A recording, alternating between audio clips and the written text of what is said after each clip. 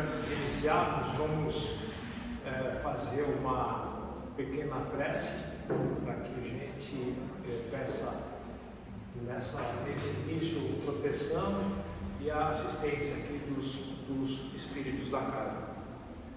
Então vamos elevando o nosso pensamento ao Mestre Jesus, agradecendo por podermos estar aqui, recebermos os ensinamentos do Mestre Kardec, também dos Espíritos de Jesus, enfim, que possamos pegar cada um desses ensinamentos e fazer o melhor deles aplicando nas nossas vidas, sempre focando no bem, entendendo o porquê das coisas que acontecem conosco, com os nossos familiares, enfim, tudo é relacionado e tudo tem um porquê.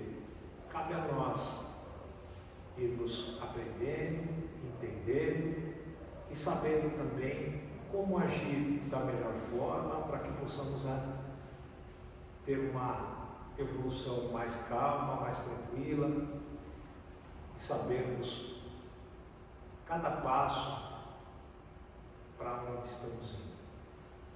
Agradecemos aos mentores da casa, já estamos em tratamento, vamos absorver da melhor maneira possível para que saiamos daqui bem melhores do que chegamos. Que assim seja. Bom, pessoal, entrando agora no tema da noite, ao mesmo tempo eu estava fazendo aqui uma reflexão. Esse tema espiritismo é um tema muito aberto. Então teríamos aqui centenas de coisas para falar e não iríamos sair daqui hoje. Então nós precisamos, de alguma forma, dentro do estudo do livro Renovando Atitudes, que é do Espírito Hamed, psicografado por Francisco Espírito Santo Neto, ele vai ter um enfoque dentro do que acontece no Espiritismo. E esse enfoque ele vai levar um pouco mais ao lado desse conceito de reencarnação, desenvolvendo o conceito reencarnação, não como sendo um conceito do Espiritismo, não como sendo uma exclusividade do Espiritismo, porque a reencarnação ela faz parte das leis de Deus, ela é uma lei natural. Então tanto faz que eu seja espírita, ou eu seja católico, ou eu acredite, ou eu não acredite, porque é uma lei de Deus. Então nós vamos ver aqui que nós, queiramos ou não, nós vamos reencarnar. Esse é o ponto. Ah, mas eu não quero, não dá para não querer. Então a melhor maneira de não querer é que nem quando nós estudávamos. Ah, eu não quero mais estudar. Qual é a melhor maneira de sair da escola? Estudando, que é para passar logo de ano e não precisar ir mais, não é assim? Então na reencarnação é igual. Eu não quero mais reencarnar. Ótimo, trabalhe para que você não precise mais reencarnar. Porque quando nós nos desenvolvermos, nós não vamos mais precisar reencarnar. Ou vamos reencarnar só quando quisermos, em missão. E aí, o Hamed ele vai usar, em primeiro lugar, aqui um cabeçalho do Evangelho segundo o Espiritismo, que vai ser capítulo 1, item 5, que diz: o Espiritismo é uma nova ciência que veio revelar aos homens por provas irrecusáveis a existência e a natureza do mundo espiritual e as suas relações com o mundo corporal. E nos mostra não mais como uma coisa sobrenatural, muito pelo contrário, como uma força viva e incessantemente ativa na natureza. Olha, não é uma coisa assombrosa, não é um negócio sobrenatural, não é uma coisa mística, não é. É assim com todos nós, não é uma exceção. Então o que nós vamos ver? entrando no livro dos Espíritos, nós vamos ver lá na introdução, que no livro dos Espíritos é chamado de prolegômenos, nós vamos ver ali, de início, a cepa que vai significar o Espiritismo. Isso foi desenhado pelos Espíritos. Então, em 1857, quando foi lançado o livro dos Espíritos, ele trazia esse desenho que foi sendo atualizado ao longo do tempo. Em 1860, já numa segunda edição, ele vai sair um pouquinho diferente, ele vai evoluindo, ele não muda muito, ele ganhou atualização, ganhou cores, enfim, era tudo preto e branco, mas isso tem um porquê. E aí vamos vir com essa explicação. Essa rama, ela tem todo um significado, sendo que o corpo é o tronco. Então o nosso corpo é o tronco que nós estamos vendo aqui. Em seguida, o espírito, a gente já está passando do corpo para o espírito, ainda não estamos no intermediário. O espírito, o que seria? O espírito seria o ligor, que é a alma ou o espírito ligado à matéria. O espírito é o ligor e a alma é o espírito ligado à matéria. Então nós vamos ter aqui nesse desenho o corpo, o espírito é o sumo, é o extrato, e a alma seria o próprio bago da uva. Então, essa era a analogia que era para passar para nós. Entrando no estudo propriamente dito do livro do Hamed, nós vamos encontrar a primeira colocação dele, que diz o seguinte: grande ato foi a codificação através de Allan Kardec para trazer toda uma ideia sobre a espiritualidade para o velho mundo, porque isso foi iniciado na França, na Europa. Até então adormecido pelas doutrinas materialistas e lucrativas vigentes na época. Então veja bem, o Espiritismo ele não veio apenas porque ele tinha que mostrar alguma coisa, e sim porque essa coisa já era sabida, já era conhecida, mas ela era oculta por conta dos interesses. Certo? Então não é que ninguém sabia disso, sabiam-se, conheciam, mas era uma casta que tinha o controle das informações e que não queria que essas informações saíssem a público, porque o que ia acontecer?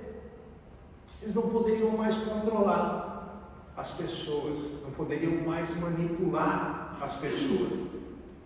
Então vem aqui o Estado e as classes sociais transformadoras pegavam os interesses pelos interesses e as necessidades de todo mundo, criando essa forma de interação, dizendo que para assegurar os privilégios e o poder, eles usavam todos os instrumentos que eles tinham. Então, as religiões, por meio de comunicação, por meio de escola, como difusão de crença e valor, que garante a ordem social para eles, da forma como eles querem, para que sejam os seus ideais a verdade de todo mundo. A gente está vivendo um mundo bastante diferente disso. Eu acho que muda um pouco o momento, muda um pouco o foco, mas o modus operandi ele é sempre o mesmo. Então você não quer que a gente saiba de determinadas informações para que possa usar essas informações a favor deles mesmos. Então a religião, como instituição sagrada, se converteu em instrumento e ao mesmo tempo vítima do processo. Por que ela é instrumento e vítima ao mesmo tempo? Porque ao invés dela mostrar para nós o desenvolvimento, ao invés dela mostrar para nós a parte boa, e aí ela nos seguraria dentro da religião, fazendo com que nós acreditássemos, ela acabou criando justamente o efeito contrário, fazendo com que as pessoas ficassem incrédulas e não quisessem mais acompanhar determinadas religiões, começando a esvaziar a religião justamente por causa disso. Então ela torna todo mundo dependente e ali na frente ela não consegue mais se sustentar, porque o dogma que ela criou não é mais um dogma sustentável. É justamente o que o Espiritismo faz, mostrar para nós, para que a gente tenha a fé raciocinada e não a fé cega, aquela que o sacerdote chega para você e fala, é assim e acabou. O que é mais fácil? Acreditar em algo que a gente explica e mostra o porquê das coisas, ou falar, é assim porque sempre foi assim e acabou? Como faz? Quando chega para a gente um filho, alguém fala assim, mas por que é isso? Ah, isso é assim. É porque sim e porque não, acabou. Não tem explicação. A criança entende? Não entende. Com a gente é a mesma coisa. Então, os sacerdotes eram os donos das almas há séculos, e os destinos das criaturas estavam circunscritas às decisões deles. Eles detinham o cetro divino da absolvição da condenação. Então você chegava em um determinado lugar e falava, olha, você pecou. Se você não fizer isso, se você não fizer aquilo, você irremediavelmente vai para o inferno. E você vai passar a eternidade lá. Que castigo, que Deus justo é esse, que só te dá uma chance e não existe perdão, não existe misericórdia para o erro? Que Deus é esse? A questão primeira do livro dos Espíritos, que é Deus, que fala causa suprema, causa primária de todas as coisas. O que acontece? Ele é soberanamente justo e bom, misericordioso, perfeito em todas as suas qualidades, suas excepções. Não seria se fosse dessa maneira. Então, acreditava-se que as consequências não tinham estrutura de fato para fazer avaliações. Eu falei consequências das consciências. Então, não se acreditava que nós pudéssemos exercer o nosso direito de aprender e de distinguir aquilo que era certo daquilo que era errado. Então, faltou só dizer aqui, então nós éramos manipulados por crenças autoritárias e arbitrárias que eram ditadas por homens intransigentes e fanáticos. O que acontecia? Nós éramos obrigados a seguir determinadas ações, determinados direcionamentos que eram mais importantes até do que aquilo que a gente sentia. Então, se eu cumprisse todos os ritos e tudo direitinho, eu estava ok, estava bem perante Deus. É assim que funciona? Talvez perante a sociedade, ok, nós estivéssemos bem, mas perante Deus e perante a nossa consciência é que nós não estaríamos sendo razoáveis. Aqui eu fiz um quadro, não é para que a gente explique todo o quadro, mas simplesmente para citar. O Espiritismo, ele não é único, ele vem de uma consequência de diversas coisas que vão acontecendo na cronologia da história do mundo, partindo ali de Moisés.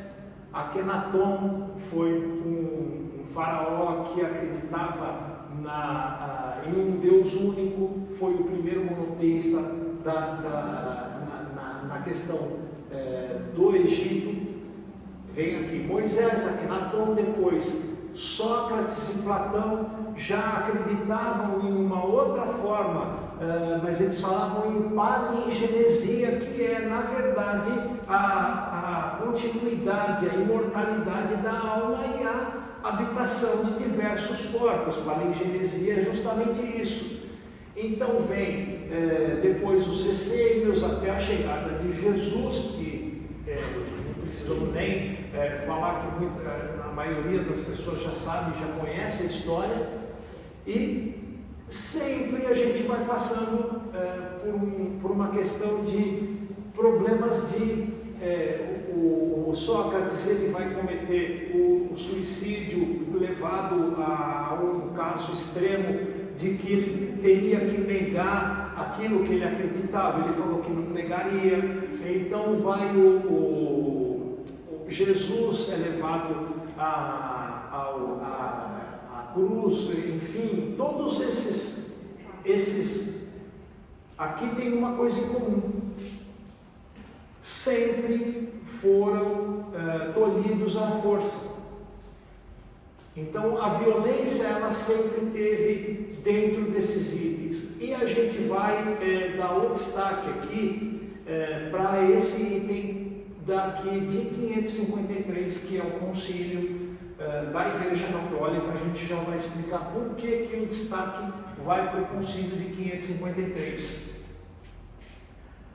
Então Hamed vai dizer o seguinte: a missão imposta às escolas e às universidades era de contribuir para a difusão e para a consolidação de ideologias criadas por esses grupos detentores da decisão, formando consciências submissas e servis, tementes, eu coloquei em vermelho aqui, tementes a Deus, ao rei e ao Estado, impondo-se com argumentos incompatíveis com a ordem divina. Então nós éramos obrigados a servir ao Estado e a servir a religião de uma forma obrigatória, porque se nós não seguíssemos, nós éramos ameaçados até com a morte. Então nós não tínhamos o direito de fazer uma reunião igual essa. Apesar da crença na reencarnação, é aqui que nós vamos entrar naquele assunto, apesar da crença da reencarnação ter sido banida do movimento religioso pelos concílios ecumênicos da antiguidade, Kardec apresenta ao mundo, sob a supervisão dos espíritos superiores, estabelecendo assim novos rumos à sociedade presa a conceitos de superioridade de nascimento e de graças especiais aos escolhidos. Então, a reencarnação, por que não interessava mostrar a reencarnação? Porque a partir do momento em que eu mostro a reencarnação, eu acabo justamente com as pessoas especiais, aqueles que nascem, que vão passando de pai para filho, rei, poder e essa coisa toda, porque eu mostro para todo mundo que todo mundo é igual perante Deus. Eu mostro para todo mundo que o branco, o negro, o azul, o amarelo, o vermelho é tudo igual. Hoje você está rei, amanhã você pode estar mendigo. Então a gente brinca que muitas vezes a gente vê pessoas que vêm falar: na outra encarnação eu era rei não sei de onde. Engraçado, ninguém lavava a rua, ninguém pintava o chão, todo mundo era rei, príncipe. Então talvez até a gente brinca que talvez até seja mesmo por isso que nós estamos aqui, né? Aquele que tinha condições mais tranquilas de vida, pode ser que evoluiu e cresceu antes da gente, pode ser. E a gente chega finalmente a esse concílio de 553, em que o concílio é uma reunião que a igreja faz, que nós estamos falando especificamente da Igreja Católica, é uma reunião que a igreja faz, reúne lá os cardeais, e aí eles vão decidir sobre aquilo que vai ser o direcionamento da religião. Então lá eles decidem o que vai ser falado, como vai ser falado, quem pode falar, quem não pode, enfim, toda uma uma questão de direcionamento, e principalmente o direcionamento doutrinário. E é aqui que a gente vai entrar naquele item aonde eles mesmos criam uma coisa e eles mesmos ficam vítimas dessa coisa que eles criaram. Até 553, a reencarnação, ela era tida como uma coisa absolutamente normal. A palavra reencarnação é que não existia. A palavra reencarnação é uma palavra nova, é uma palavra que foi criada desde o livro dos Espíritos. Até então não existia, por isso que a gente falou na palingenesia, que é o que seria a reencarnação. O termo usado por Platão, que é justamente a palingenesia, remete a isso. Do grego, o palin significa de novo, outra vez, e genesia é nascimento. Então, palingenesia é nascer outra vez. Só que isso aqui não é novo.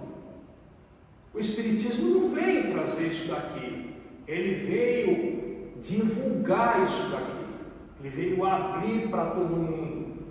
Então ele vai mostrar que lá atrás, quando o Platão, quando Sócrates falaram sobre isso,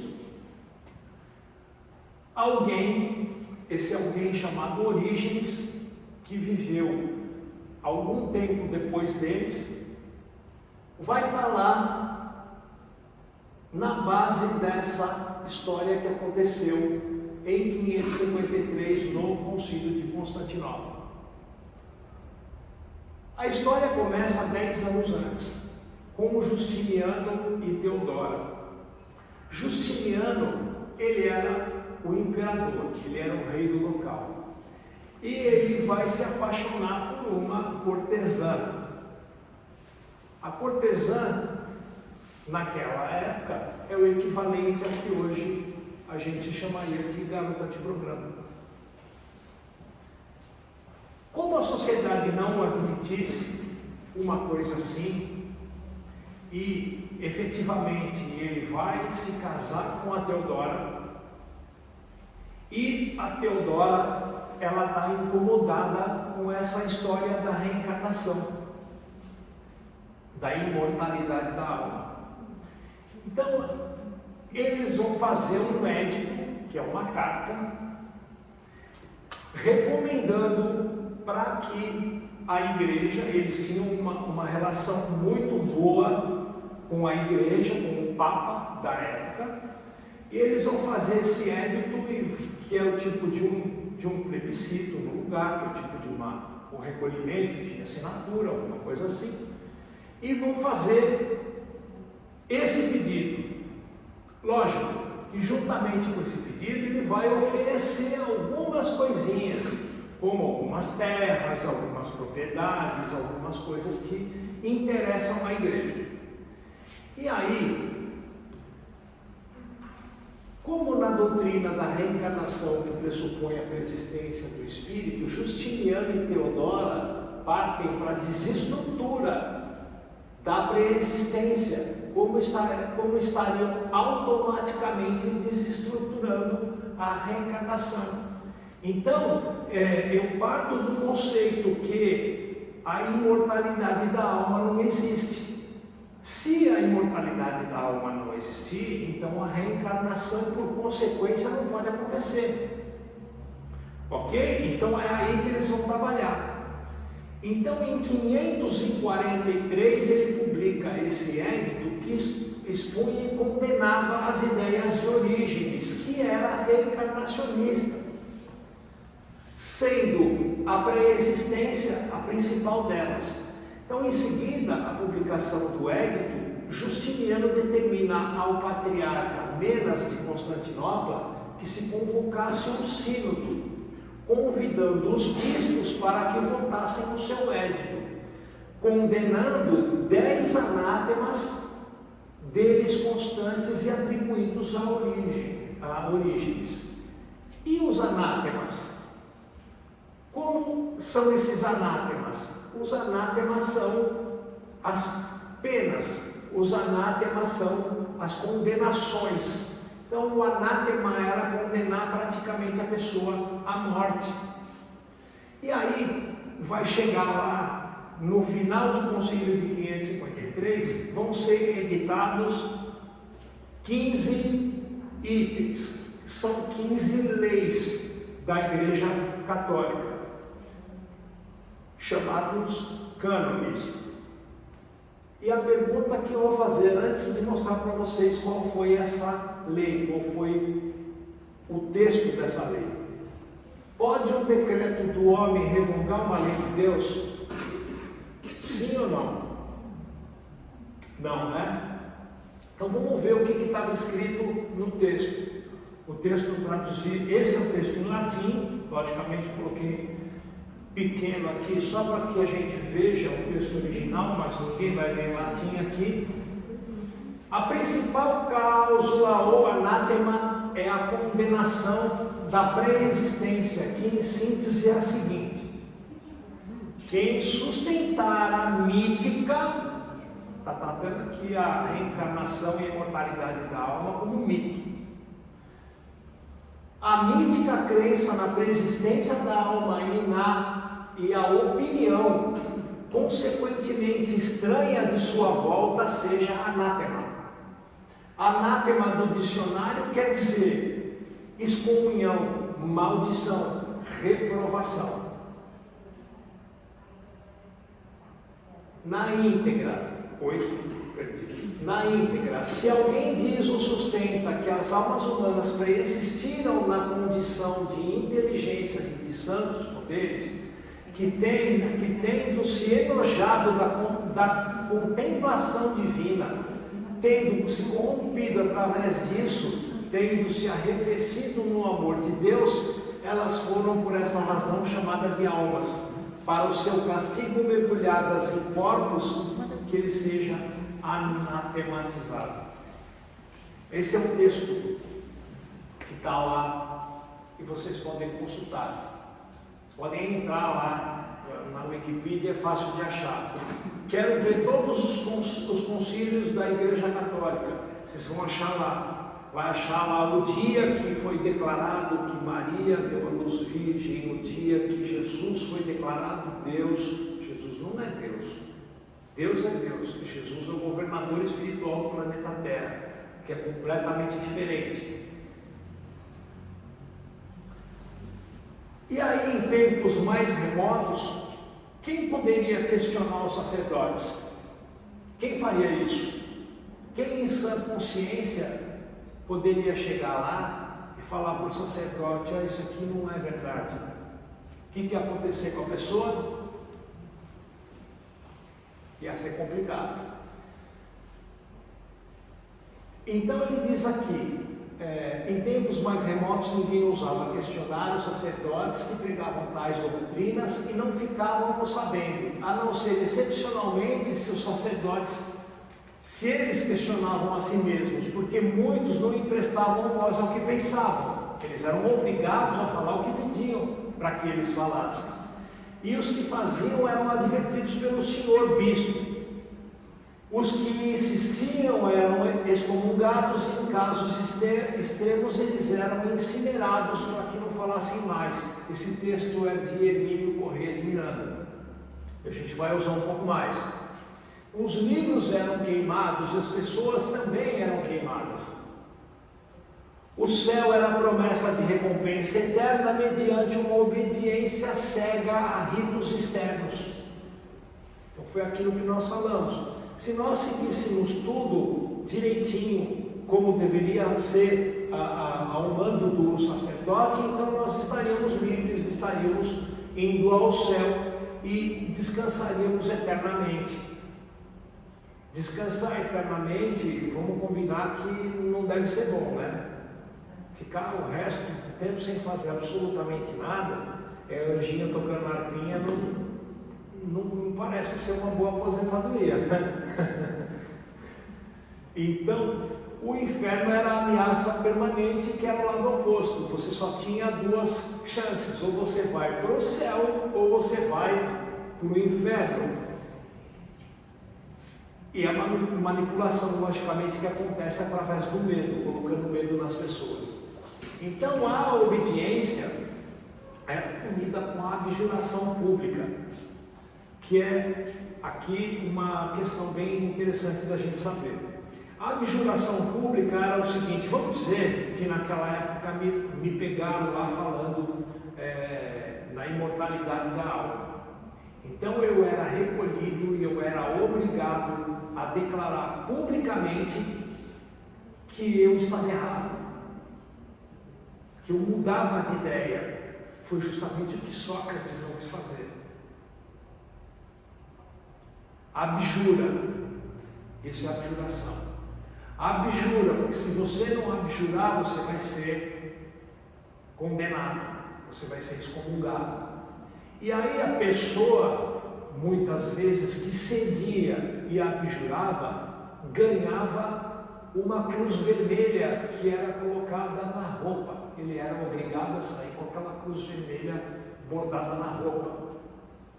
Então todo mundo na rua apontava e falava: ó, aquele ali, ó, aquele ali é herege. Então era chamada de cruz da vergonha. Se não abjurasse, o que ia acontecer? Ia ser condenado. Então, houve extermínios de cristãos, judeus, cátaros, que foi no começo da época das cruzadas, no século XI, protestantes lá para o século XV, século XVI, e assim a história ela vai seguindo. Cruzadas, Inquisição, Guerra Santa, tudo em nome de Deus. Em nome de Deus não, porque não é obra do homem. Foi o homem que causou todos esses problemas aqui, justamente para manter a gente na ignorância. E aí a gente passa por esses episódios da história do mundo, que foram as cruzadas, as inquisições, a noite de São Bartolomeu, na Idade Média, quando os protestantes morreram na fogueira, e, por último, o Auto de Fé de Barcelona, que foi, não sei se vocês sabem do Auto de Fé de Barcelona, foi a maior encomenda que Allan Kardec recebeu de livros.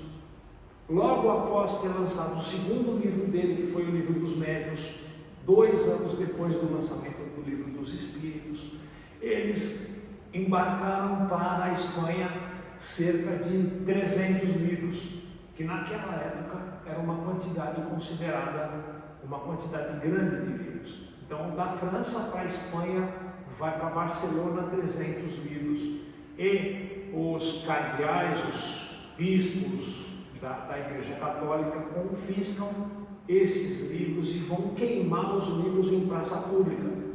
Quem assistiu o filme Kardec vai se lembrar da cena em que Kardec entra em desespero quando ele fica sabendo que os livros estão sendo queimados na praça, em Barcelona.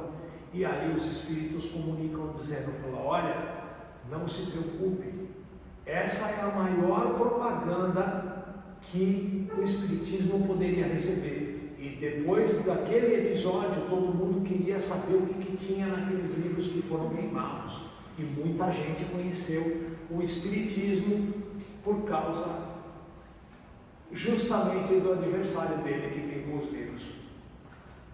Chega a ser engraçado, né? Hoje, mas na época não foi. Então vai ser através da redescoberta da reencarnação, porque a reencarnação ela nunca foi uma descoberta, ela sempre existiu no mundo, desde que o mundo foi mundo, desde que o espírito pôde encarnar aqui no planeta Terra na sua primeira encarnação. A reencarnação ela vem se repetindo e vai continuar se repetindo para sempre. Não sendo aqui na Terra, vai ser em outros mundos. E aí, justamente o Hermínio, que vai falar no livro dele Reencarnação e imortalidade, esse livro Reencarnação e Imortalidade, ele é uma compilação de vários artigos que ele publica na revista Reformadora ao longo dos tempos, justamente com o tema reencarnação. Ele vai dizer que quando se fizer no futuro um levantamento dos grandes equívocos do pensamento humano, um deles avultará de maneira singular entre os maiores, o abandono da doutrina da reencarnação. Então, quanto tempo o nosso planeta perdeu em evolução porque foi escondido de nós a reencarnação, a imortalidade da alma. Quanto tempo atrasou a nossa evolução e a evolução do planeta a gente ter esse item escondido de nós.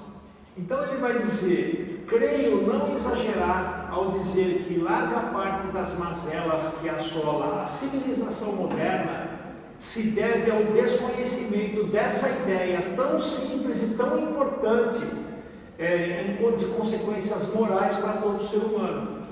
Por que ela é importante? Por que a reencarnação é importante? Por que é importante nós sabermos que nós vamos reencarnar?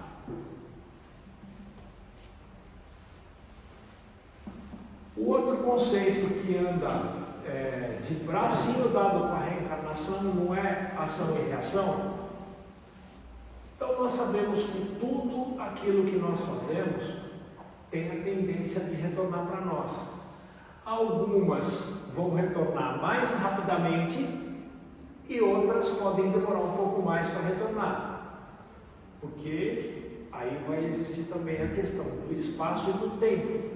Mas como Deus é justo, tudo aquilo que é nosso vai retornar para nós, forma de responsabilidade.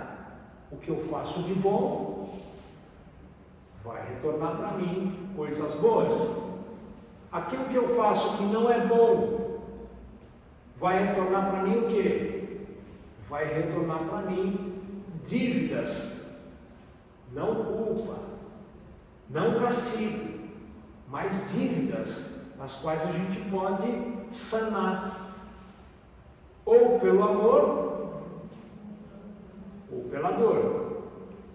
Quando nós reparamos os nossos erros prontamente, nós fizemos isso pelo amor.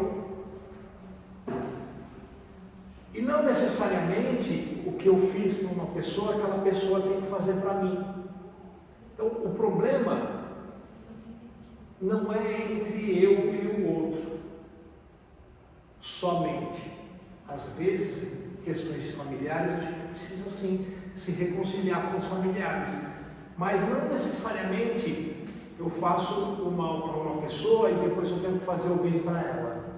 Pode ser que aquela pessoa nem considerou aquilo como uma ofensa ou como um mal para ela. Então eu vou e eu faço o bem para outra pessoa aqui e o problema está resolvido.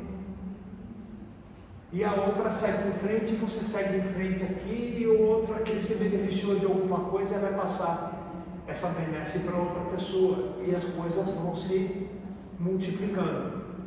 E aí o Emílio vai dizer também: não deixa de ser curiosa a atitude da negação, porque apenas a ideia vem sendo trazida aos homens com insistência. Como os mensageiros dessa doutrina têm sido as figuras mais representativas da classe pensante da humanidade. Mesmo que faltasse outros reencarnacionistas eminentes na filosofia e no pensamento teólogo, não bastaria que eu citasse Platão? Se eu citasse Platão como o único reencarnacionista, já seria algo vultuoso. E na verdade Sócrates e Platão, eles vieram como precursores do Cristo. Eles vieram abrir a estrada para que o Cristo viesse. Mas lembra daquela cronologia? Quem começou essa estrada lá atrás foi o Moisés e o Akenaton, que eles eram monoteístas. Então eles começam abrindo a estrada muito tempo antes, já preparando Platão já preparando Sócrates, já preparando o Cristo para que o Cristo viesse e implantasse o evangelho dele. Cristo vem, implanta o evangelho dele, coloca tudo para funcionar, e aí o que acontece? Vem Roma e toma conta do cristianismo e coloca o que era o paganismo tudo para dentro do cristianismo e rompe com o cristianismo da maneira como ele era para ser. Ao longo do tempo vai acontecendo toda aquela escala de coisas que a gente falou aqui. A igreja vai mexendo de um lado, os outros vão mexendo do outro, e no plano espiritual ele vai sempre colocando algo para tentar corrigir e colocar o trem de volta no trilho. O que acontece? Toda vez que se coloca de novo no trilho, no século XI, quando vem uma tribo chamada de Cátaros, que pensava igual o pensamento inicial do Cristo, que acreditava em reencarnação, que acreditava em imortalidade da alma, que falava de ação e reação. O que aconteceu? A igreja foi lá, através das cruzadas, e matou todo mundo. Porque o pensamento não interessava. Vai acontecer de novo, vai começar outra vez, lá para o século XIII, vem John Wycliffe, vem Calvino, precursores do movimento protestante, vai desembocar lá no século XV, XVI, com Martinho Lutero, com a reforma protestante, que vai colar as 95 leis lá na porta da igreja. E ele era o quê? Ele simplesmente queria dizer que as pessoas, elas não precisavam de um intermediário para falar com Deus. E isso foi uma coisa de louco quando ele disse: eu não preciso que alguém leia um trecho da Bíblia para mim, eu não posso ler uma Bíblia. Isso tudo era proibido. Existia o Códex, que eram os livros proibidos, que as pessoas não poderiam ler os livros. Quem tinha que ler os livros eram os sacerdotes.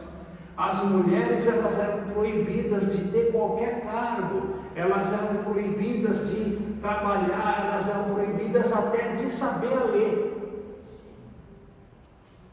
E isso tudo, por quê? Por dominação. Então, a gente vai ter Pitágoras, Menandro, Plotino, lembrando alguns dos maiores pensamentos gregos aqui, pensadores gregos, que são aqueles que acreditavam já na palingenesia. Então, ao contrário do que muita gente pensa, não foi o Espiritismo que lançou a reencarnação. Kardec adotou-a por sentir nela uma força de lógica irrespondível. Por que ele fala que Kardec adotou e simplesmente não fala que foram os espíritos que colocaram? Porque existia o trabalho de Kardec em receber a comunicação dos espíritos, estudar, analisar, comparar e checar a veracidade daquilo, através do princípio da razão e da universalidade. A razão, o que é? O bom senso. Isso aqui tem o bom senso? Eu posso acreditar nisso aqui ou não? Então, eu vou acreditar. A partir do momento que aquilo recebe de diversos lugares, diversos médios, diversos espíritos em diferentes lugares, você tem o princípio da universalidade. Quando você tem as duas coisas simultâneas, quando você tem as duas coisas no mesmo tempo, você tem uma informação confiável. Esse foi o método que Kardec usou para codificar os espiritismos. Então a gente chega na venda das indulgências. Vamos ver se eu tenho mais um pouquinho de tempo. A gente chega nas indulgências. Então a pessoa chegava na frente de um sacerdote e contava lá o pecado dela. Aí o sacerdote dava lá a pena dele, mas se a pessoa fosse uma pessoa de posses, ela podia dar alguma coisa em troca da absolvição. E isso acostumou com que as pessoas comprassem a absolvição, como se nós fôssemos chegar depois no plano espiritual e ter a nossa vida toda resolvida através da compra dessas indulgências.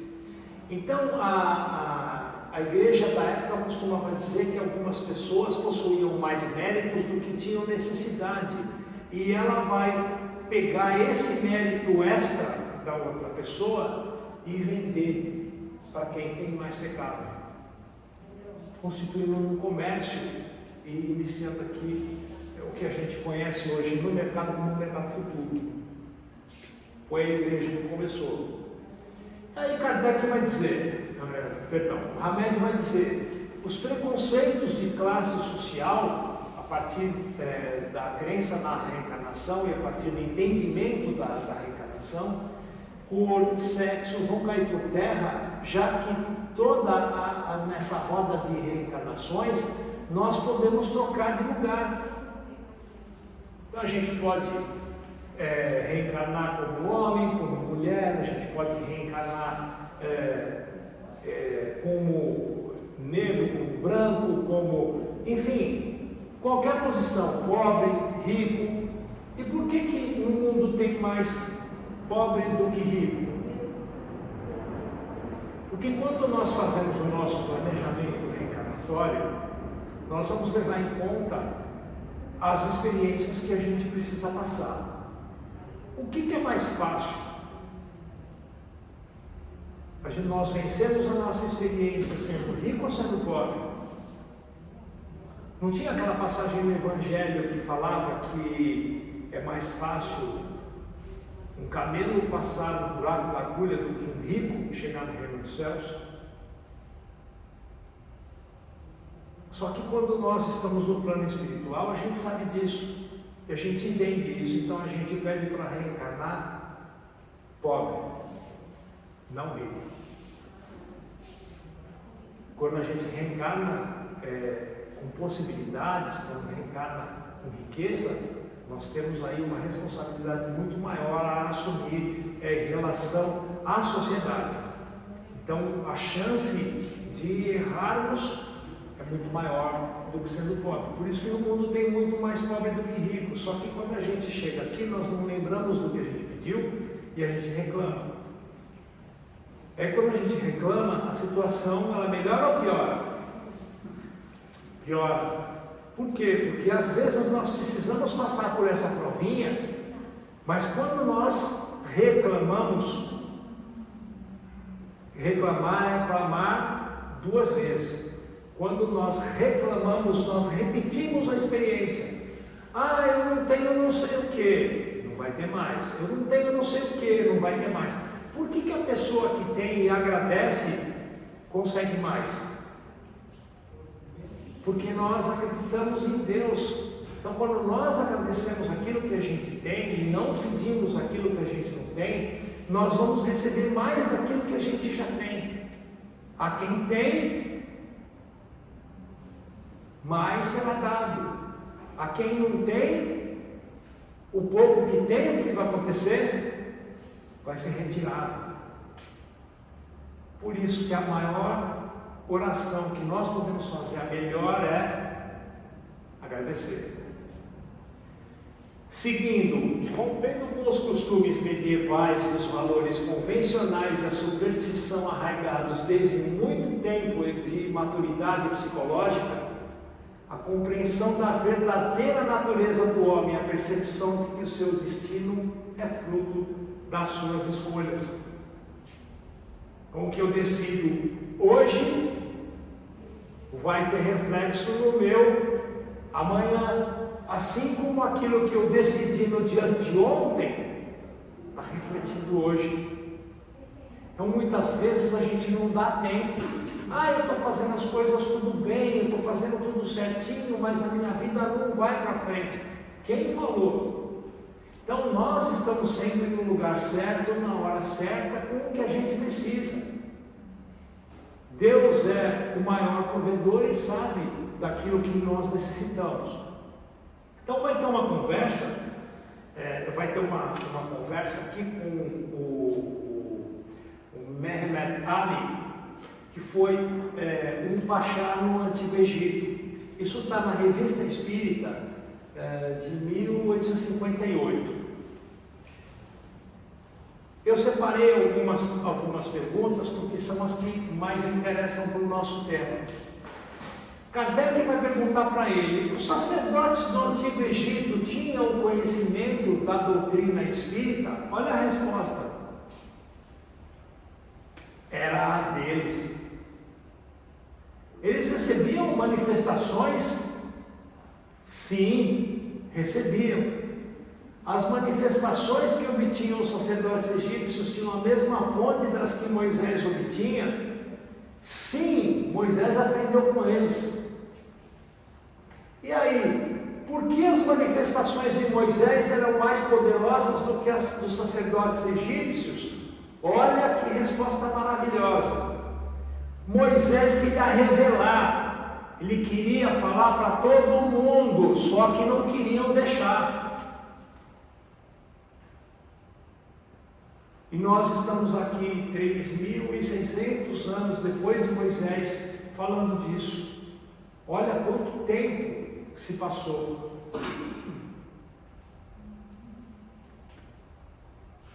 Na segunda comunicação houve uma segunda conversa. A gente está falando aqui de abril e novembro, né? O Pachá vai dizer o seguinte: ele teve 2 encarnações. Essa última em 1858, e ele teve um mau tempo dos faraós.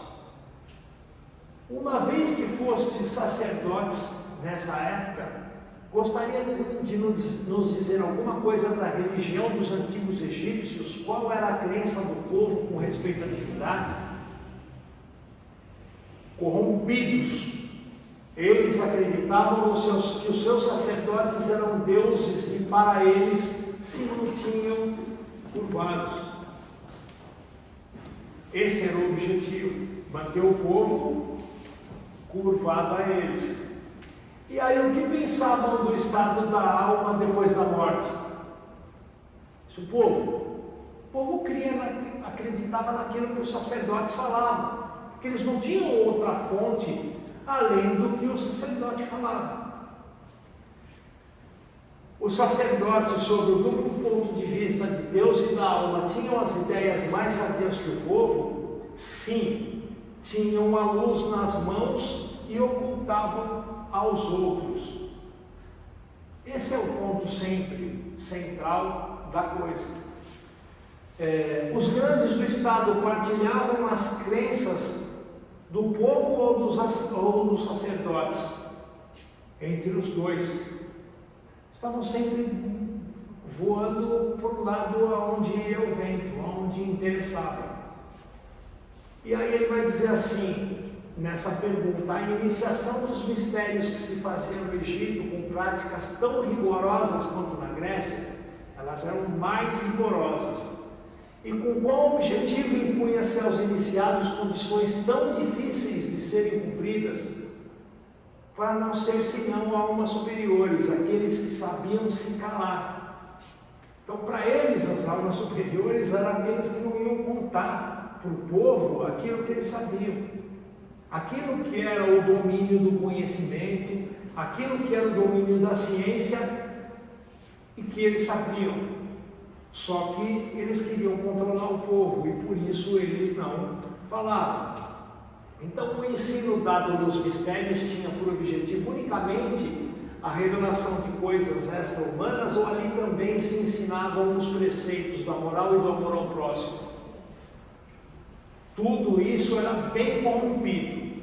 O objetivo dos sacerdotes era de dominar e não de instruir. Então fique bem claro isso. O que mudou? Mudou que a imortalidade, que vai mostrar para a gente as vidas sucessivas aqui em destaque, essa nova ideologia estabelece a crença indispensável, que é a fraternidade. E é o viver em harmonia, que é o viver em conjunto. E a doutrina espírita é um método extraordinário de educação. a sobrevivência após a morte, a persistência da evolução das almas ainda são quase totalmente desconhecidas pelos povos com ares de hegemonia. Porém, no tempo certo, todos eu acrescento, vão tomar consciência. E é o que está escrito em Gálatas, capítulo 6, versículo 9, porque é o seu tempo, tudo ceifaremos, de Paulo. Então é isso. O conhecimento da reencarnação e da sistemática da reencarnação é o que vai fazer com que a gente entenda as outras pessoas, com que a gente compreenda aquilo que a gente está passando. E aí o Hermínio de Miranda, ele vai ter uma frase que eu acredito seja essencial, que é: não é nem problema de fé. Reencarnação não é a questão de você acreditar ou não, é uma lei. Tanto faz, você já reencarnou e ainda vai reencarnar centenas, milhares de vezes, porque a nossa evolução ela é para e passo, ela não acontece de elevador, ela acontece de escada. Então a ideia que era para passar para vocês, a ideia do texto da noite era justamente esse: saber que a reencarnação ela está por trás de todo esse processo de colocação, aonde a gente vai chegar a um ponto de que, sabendo, conhecendo essa ideia, é que a sociedade vai ter condição de se mostrar um pouco mais tranquila, um pouco mais compassiva com tudo que acontece. Esse é o conceito da compaixão ligado ao conceito de reencarnação. Então era isso, pessoal. Obrigado.